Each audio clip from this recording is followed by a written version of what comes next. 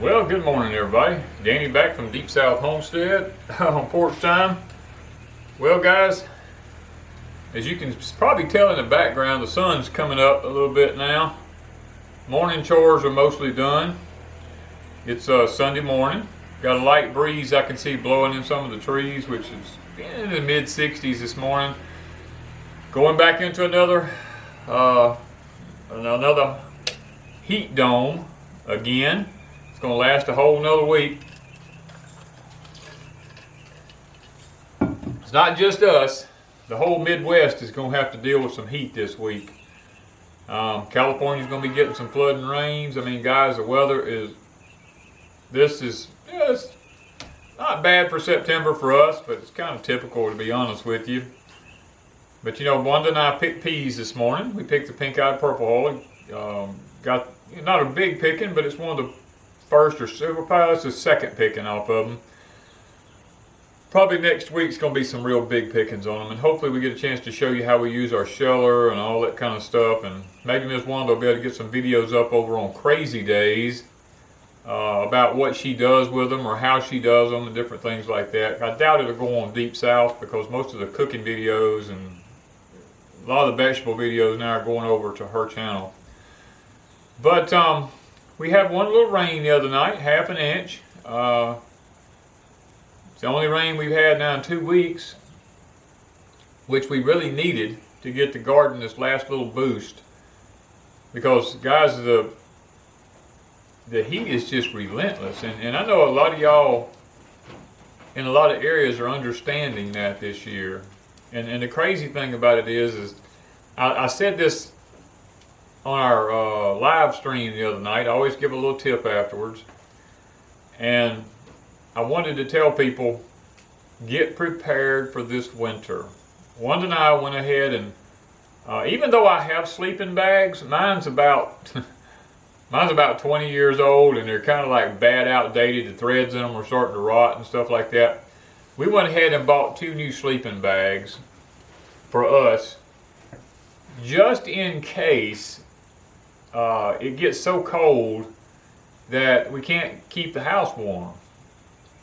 And even at that, there's times when we take chills. There's times when, you know, just unprecedented things happen in the winter months, and we have to have a way to stay warm. I mean, we always talk about food and water, which are very essential.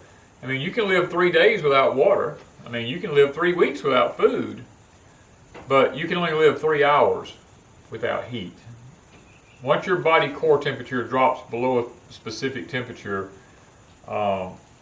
you'll have hypothermia. And I've actually shown people this when I was teaching some survival skills, how that on the Gulf down here, you know, it was in the high 90s down there, and it come a flooding down rainstorm, and you know, we went up under a big bridge, and the temperature dropped underneath that bridge in the shade, and the wind blowing and rain falling, and the temperature dropped below 80-something degrees, like down in the 70s, and the wind blowing, and everybody started shivering and shaking. And I told everybody, I said, look, you got to get out of the boat and get in the water, because the Gulf water was 80-something degrees. I said, we got to get in this water. Everybody was taking chills. And we got in the water. Once the storm passed by, we kind of like floated out from under the bridge and out into the hot sun again. Come up out of the water, got back in the boat, was able to get past the chills. I mean, hypothermia, all you got to do is get your body temperature below like 91 degrees and your core body temperature, and you'll have hypothermia and die. So, you know, these kind of things can happen, and that's what we were trying to tell people on the live stream, is be prepared for this winter. Because if you think this summer was crazy, this winter is setting up to be, what is this, the second or third La Nina in a row for winter? How crazy is that? That's only happened a few other times, you know, as long as we've been keeping weather history. And I think 3 times, maybe twice. I've looked at so much data until it literally, I have to process it all. But yeah, I think this is the second or third La Nina in a row we've had. And we're going into a neutral phase, which is not good either. Guys, the jet stream is going to dip way up into Canada, come straight down into the central part of the United States, and go back up the East Coast. And us down south here, and I'm calling it below the Mason-Dixon line, we're probably going to be a normal to maybe a little bit above normal. I got a feeling that we're going to be a little drier.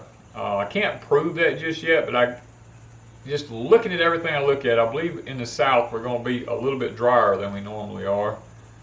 But now there's going to be what's called I call it the battle zone, where the extreme cold from the north runs into the heat from the south.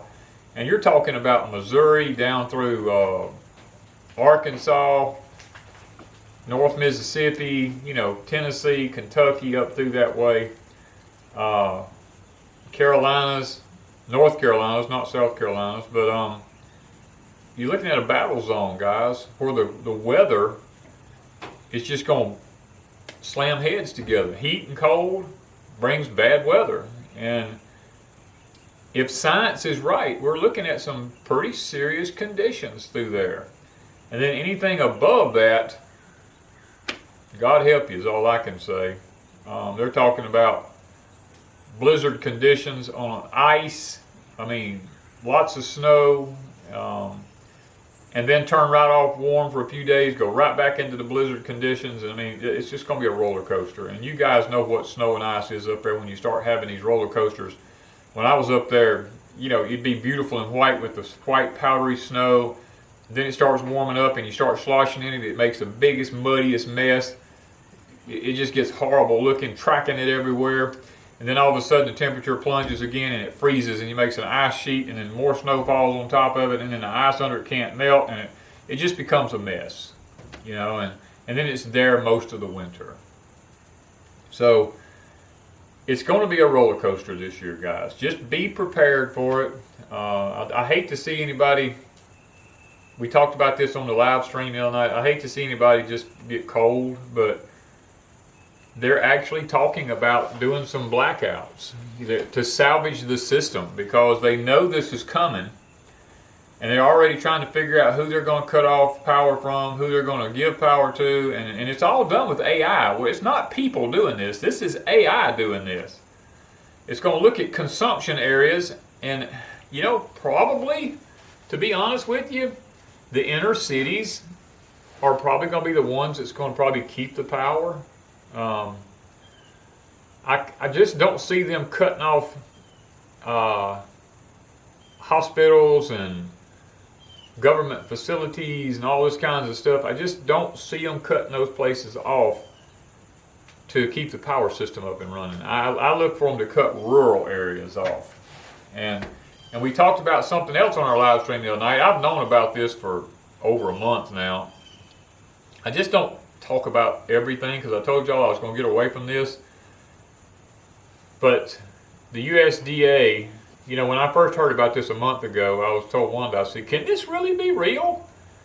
The USDA was wanting people to start registering their community gardens. Now please understand that this is mostly, from what I'm able to find out, this is mostly for suburban areas and inner city areas and stuff like this, because if you go over to the United Nations and look under Agenda 2030, you'll find what I'm talking about. It's there.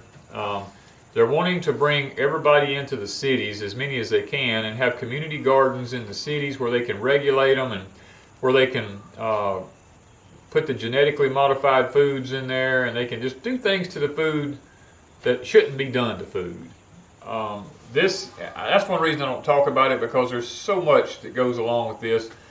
They're not so much at this point targeting rural areas, because first of all, I don't think they have the manpower to do it. And secondly, I don't know what it would benefit them, because people in the country are going to do what they're going to do. They'll hide out in the woods and do something. They'll plant tomato plants out in the woods somewhere amongst everything and still have their plants. It's called permaculture. And it's just too much for them to have to monitor out there. They'll probably mainly in the beginning stick to the suburban areas. And I'm telling you, don't register your garden. Please don't register your garden, guys. Just look at everything else they've wanted to register, firearms and anything else that they've wanted to register, and how has that turned out for you? You know, I mean, how is everything that they've told you that needed to be registered? I mean, people with censuses and all that kind of stuff, they register this, register that, register this. You buy an appliance, register this appliance where you can get a warranty on it. That just lets them know who has what. And I'll be honest with you, I've never registered an appliance or a tool anywhere. And if I've ever had a problem, as long as I still have the receipt and the ticket, they've always made it good. You know? Guys, it's all on computer. They know when you bought it. They can't deny that. And if it's within the warranty period, they like to freak people out by thinking they won't do stuff. And they might. It's just that they never have done it for me. I mean, I've always been able to get replacements or stuff fixed, even though I didn't register it. I'm not telling you not to. I'm just telling you my experience. But yeah, the garden is coming in really, really good in some spots. Now the Hopi corn, I might get 3 or 4 years off of it. I don't know. It's a joke, really. But I left it just to see what it'd do. Trying to think. We have our peas in the front, the Red Rippers. They're doing okay. Sugarcane, phenomenal right now. As long as we don't get a storm in here and destroy it, it is phenomenal. The high tunnels, we're putting our fall crops in now. We got our lettuces and some different things. I had to pull my greens up out of it because of white flies. They were taking them over, and I can't. I'm not going to spray something on greens and then turn around and eat it. I'm just not going to do it. So the cows eat them anyway, and it was more of an experiment in the heat just to see if it could be done and what I would learn from it. And I've learned what I'm going to learn, and it's time to move on. Plant some stuff there. Cool weather crops. We've got our cabbages. I have my broccoli started. I've got onions up. Hopefully we'll have them big enough to transplant by November. Guys, we're just actively trying to stay ahead of everything that's actually coming. And the reason I'm not really harping a lot on what everybody else is harping on, like food shortages and all this kind of stuff, if you go back and look at our video playlist, back in 2018, 19, I've done series on what's happening now. I was told back then what was going to happen, and I tried to give people a heads up and give them time to prepare for what was coming. I was laughed at, I was scoffed at. People said I'm ignorant, I didn't know what I was talking about. Where did you get this kind of stupid information? Well, all I can say is it's happening. And I did a whole series of videos back there. Some of them are on Patreon. I think we moved some of them over to, they're on Deep South. You know, what can I say? I mean, I tried to warn everybody, did the best I could do, and I feel like that's what I should have done, and I did do it. I'm not going to, like I mentioned in the live stream the other night, I'm not going to jump on and harp about the railroad thing yet because I'm just not 100% sure where this is headed. The information coming in is too conflicting. I'm wanting to believe from the information I'm going to get that it's more of a false flag than it is anything else. I'm just trying to figure out how to say this. I feel like that from what I'm able to find out, that there's so much going on with the financial system right now that they're trying to get everybody's attention off of the financial system and get them freaking out because things are not going to be delivered through the rail system, and get people's minds on that rather than on what's really fixing to happen in the financial system. I think that's more of what's going on. Now, I could be wrong, and if I am, I'll be glad to admit it when it happens. But that's where I'm leaning right now.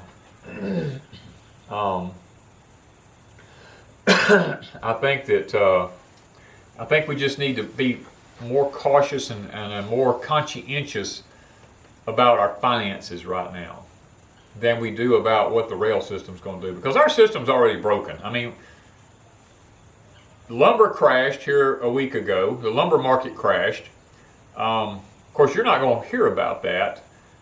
And you're not going to see lower prices because they bought when it was high, and they're not going to drop any kind of prices down because they're going to make their money back. It's going to be quite a while before you see, and you may not even ever see the lumber prices come down. They may keep them up there because what they're trying to do is they're trying to curb hyperinflation right now. And we are definitely in it. And some people you can't convince. I was talking to a store the other day, and they were like, well, we're seeing a disruption right now, but as far as hyperinflation, we are not seeing any kind of inflation right now on our products and stuff like this. Yeah, prices is up a little bit, but not anything big. And I was like, well, I told them, I said, just give it time. The housing market is crashing. This is a slow tumble this time, not like 2008. We're looking at a slow tumble. They're raising interest rates. I told y'all back at the beginning of the year they're going to raise the interest rates this year I think it was 4 times, maybe 5 times. This year they're going to raise the interest rates because they're going to try to slow the housing market down. And they've done raised them, I believe it's 3 times, fixing to do it a 4th time, trying to curb inflation and trying to slow everything down. And my daughter's a realtor, and now that the housing market is slowing down drastically, they're having to cut prices. These hyperinflated prices were just crazy on houses. They're kind of coming back down now to a more reasonable amount of money. They're still not down where they need to be, but they're coming down. Like I mentioned before, I was looking at buying a piece of property, and I was advised not to buy it right now. I was advised to wait till at least December. Give this financial market time to do what it's going to do. Give the midterms time to figure out what they're going to do, and then wait till December to look for a piece of property, because the property prices are predicted to drop anywhere between 40 and 50%. That would be great for me because I'm in a buying mode and would love to buy. I'm not trying to sell anything. If you're selling, that's not good. But if you have the cash set back to buy, then that's a great thing. I mean, that's what the billionaires in the world are doing. They have their money, they're sitting back waiting for things to go down low, and then they're going to step in and buy. That's how the rich get richer and the poor get poorer, and the poor panic and they buy in high times, and then they end up selling or losing because they can't keep the payments up. And then when everything forecloses, the rich people step in because they have the capital and they just buy it up. So enough of that. I want to talk about today, just for just a brief minute, because I got to get back to work. I got the cabinet doors laid on the porch here. I'm trying to get the last coats of clear coat on them from Ms. Wanda. I'm trying to get everything done for her birthday, make sure it's all taken care of. And I got to go have a tooth took out. I don't know how that's going to go. So I'm trying to get as much as I can get done while I can. But I want us to think on a subject of, what if it really happens? Okay, I've been telling you all this stuff prior to this. What if it really happens? Have you thought about that? I mean, I'm getting ready to do a video with a gentleman, and we're going to cover some of these topics that I talked about. A very knowledgeable guy. We're going to be doing a video on it, and I'm sure y'all will enjoy it. But it's going to be coming from 2 different perspectives, because we both are survivalists, but we do it in 2 different ways. And I want to look at it from 2 different aspects. But I want to think about, what if it really happens? What if the power gets, what if they cut your power off? In the middle of winter, and it's 20 degrees or colder outside. What are you going to do? Have you seriously given that a thought? Or are you of the mentality, well, that's not going to happen. It may be down for a few hours or maybe a day, but no. What if it's for weeks? What if it's for months? Have you thought about that? What are you going to do? What if it really happens? What will you do? Have you made any kind of preparations for these times? Now, the old people used to sit around, the women had quiltings. They quilted quilts for the families. When I was a child, I've told you all this before, my mama would come in the wintertime. We didn't have any heat in the house other than an old fireplace. And when I was real tiny, it was just a potbelly stove. And you could see through the floor everywhere just about. And no insulation in the walls or the ceilings or anything like that. Mom would come in and pile 3, 4, if depending on how cold it got, maybe 5 quilts on top of you. And boy, you got up under that thing, you look like a squirrel or a rat in a nest. You just balled up under it, and you tried to stay warm. And then sometimes she would, Mama had some really good hot water bottles, and she sometimes would put a hot water bottle under there with you to get you warm. And sometime during the night, I never knew what time it was. I'd wake up the next morning and that water bottle would be gone. So sometime during the night, my mama knew that water bottle was going to cool off, and she would come get it. And she always wrapped it in or put it in a plastic closable bag in case it leaked. But she would always do that. And it's funny how when you're a child and you go to sleep, you just don't ever know when mama comes and got anything. And even the older generations back, if you go look at the antique stores, they had what was called bed warmers. They got coals from the fireplace and put them in this thing, and they actually put them between the sheets. And some people put hot rocks in the things and put them between the sheets to warm the beds up. And people were innovative in the past. In order to be able to stay warm, they did these type things. Now, with the technology we have today, like the cabin I'm at over here, I've spent a lot of time in the last 4 to 5 years building this cabin. Normally in my construction business, I would have built this in 6 weeks and been gone. But I've really taken a lot of time with this one, and I've used specific insulations in it. It's soundproofed. I've done my dead level best to create this where it's not too hot in the summertime when it's hot, and it's not too cold in the wintertime when it's cold. It has worked out so far, and I'm continually improving upon it as we go along, hoping that I've made a few mistakes, and I realize that. We've got this big old picture window here in the living room. It's 5 foot by 6 foot, I believe. I got it from a deal from the a hardware company or lumber company. Somebody had ordered them and never did come get them, and they sold it to me for a fantastic price. And Wanda and I love the fact that this is a giant picture window, and we jumped on it. And then after we got it in and spent a summer in it, we realized we can't raise it up and down to let the airflow go across the room, and that was a mistake. But I'm going to leave it because we figured out how to make the air flow through the rest of the cabin, and it actually works out pretty good. But we just didn't want to sit in the recliners and look and see a bar across the windows where you have a 1/1 where one lifts, we just didn't want to see that. We wanted to look like we were outside when we look out the window, and it does do that, but we've learned a hard lesson on that one. Because I'm not taking it out. That's just one thing I'm not going to do. Unless it gets broke or something, then I'll have to. And then I will replace it with what I want. Or what I should have done to start with. But there's things we learn as we go along. And we've taken time with this cabin. Now, my big, I call it the big house over yonder on the other hill way over yonder. If it gets to be too hot in the summertime or too cold in the wintertime, we can't keep that one hot or cold.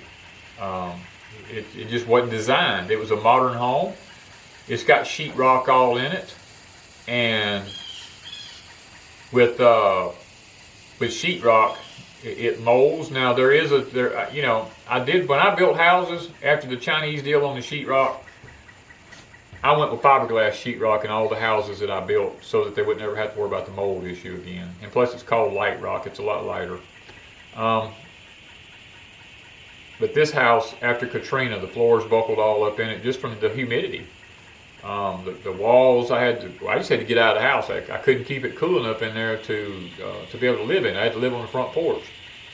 That's another reason why we built the off-grid cabin over here. We designed a place where we could stand the heat and the cold. That home, now as long as there's electricity, it's great. But when there's no electricity, it's difficult. And the problem is, that's the way 95% of the homes today are built, just like that. So think about those things, guys. I want us to think about what if this is all real? What if the financial system collapses and you can't go to the ATM or the bank to get any money to do anything with? What you gonna do? I mean, stop and think about that. If the ATMs don't work, the banks will not let you have any money, what you gonna do? Have you given that any thought? Do you have an emergency fund stashed away somewhere? You remember the old people would bury it in the ground, put it in the sock in somewhere, and they hid money all over the place. What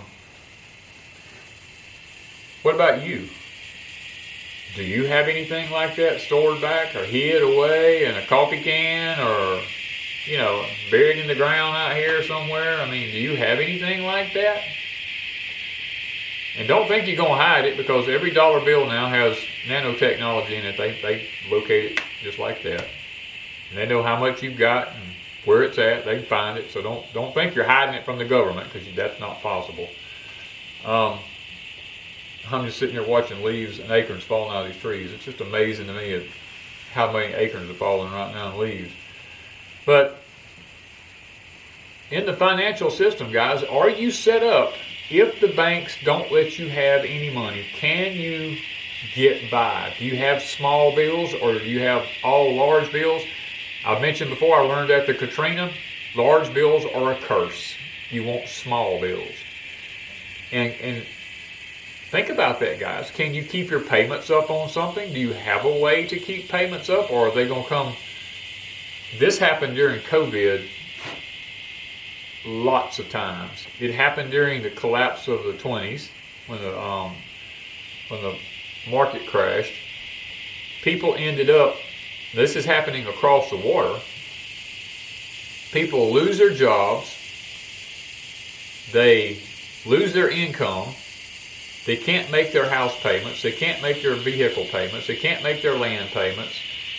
And after several months of that, the banks look at them and go, look, we got to have it back. And they come and they take it, and you're left where you have to rent, or you have to move in with other family that made wise decisions and didn't get themselves deep in debt. And then for the rest of your life, you struggle. I mean, I've tried to tell people, I've said this over and over and over since we've been on YouTube, get out of debt. I don't care. And you go, but I can't get out of debt. Yes, you can get out of debt. I mean, I'll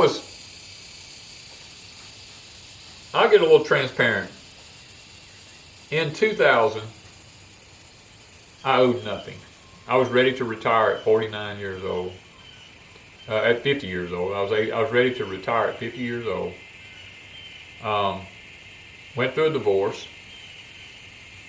and had to go back in debt because I needed another home. I gave my ex-wife the home, and because I didn't want my kids to be out on the street nowhere, I just gave her the home. I was in the construction business. I said, I'll just build another one. To make a long story short, within a matter of 6 months, I was way over $200,000 back in debt again. Well, that knocked out my retirement. I had to go back to work. And it took me 7 years. But I'm going to tell you something. I busted my tail for 7 years. And I've told you all the stories before. I didn't go out to eat. I didn't buy snacks. I took my lunch to work with me. I didn't go out to eat. I didn't do all these kind of things. I didn't go to movies. We didn't rent movies. We didn't have satellite. We didn't have all this kind of stuff. I literally lived on the bare necessities, and I paid that debt off. And I said then, I'm not ever. As a matter of fact, I was talking to a friend of mine. We went to school together. We used to run race cars together. in town the other day. We were both talking about this, and I said, man, I thought about coming by, because he don't live very far from me here. I said, I thought about coming by visiting with you for a while. He said, well, come on. He said, just get to the gate, just toot the horn. I said, well, which one of the structures do you live in back there? He said, I live in that in the back there. He said, the other ones are just extras. And he said, I ain't ever paying, he said, I don't live in the house anymore up on the hill up there. He said, I sold that to a neighbor. He said, I ain't ever paying a house note again. I ain't ever borrowing money again. I'm not getting back in debt to nobody again. And I told him, I said, well, welcome to my world, you know.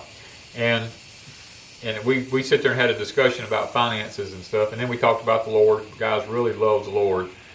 And, you know, if you make wise financial decisions, these kinds of things, I mean, Life Done Free, Tag and B talk about this a lot.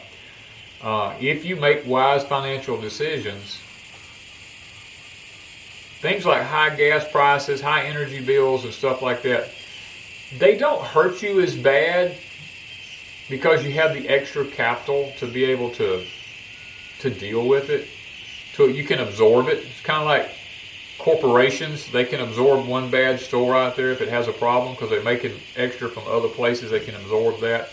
And it's kind of like that with when you have everything paid for. Wanda and I can do lots of projects around here because we can save our money for several months, and then we can pay cash for a project that we want to do because we don't owe house notes and our vehicles are mostly paid for. You know, most everything's paid for, the Rangers and things like that, because we save like our forefathers did until we can afford to pay for something, and then we buy it. That's just sound wisdom. That's the way my father raised me. And guys, just, you know, the weather, the financial situation, you know, what if it really happens? Have you really thought about what will you do when you can't get to the grocery store to buy food? If you have no gas and you have no electricity to cook with, and they cut your ATMs off, they cut your bank accounts off, how will you survive? Will you have a way to get to a grocery store to get food? I mean, and if you do have a way to get to the grocery store, if you can walk, do you have the financial resources to purchase the price the food's going to be? And then when you get home, do you have a way to cook it? I mean, think about these things, guys. I'm not trying to be doom and gloom. I'm trying to say, let's get prepared. Wisdom, knowledge is power, and wisdom, the Bible said, is more precious than rubies. You know what I mean? So be wise. Be like the man that spoke of in Ecclesiastes or in Proverbs. It says that a wise man sees the destruction coming and he makes provisions for it. You know, the prudent man, I think the King James Version says, sees the destruction coming and he makes provisions for it. But the simple, now listen to this, God came right behind it with another verse that says, but the simple, which means those that look at you and go, oh, that ain't never going to happen, you know. The simple, it says, pass on, and they're destroyed, you know. So, you want to be the wise person or do you want to be the simple person? I mean, let's just stop and think about it. I want to leave you with that thought, guys. And once again, thank you for watching Porch Time. Go over and check us out on Freesteading. I think that you'll enjoy it. We're about to get there with the app. As soon as we get the app up, I think it'll be a lot more friendly, user-friendly. Don't get frustrated. You know, I know a lot of people's not tech savvy and all that kind of stuff. Just don't get frustrated. It's going to be well worth it. Thank you guys from Deep South Homestead.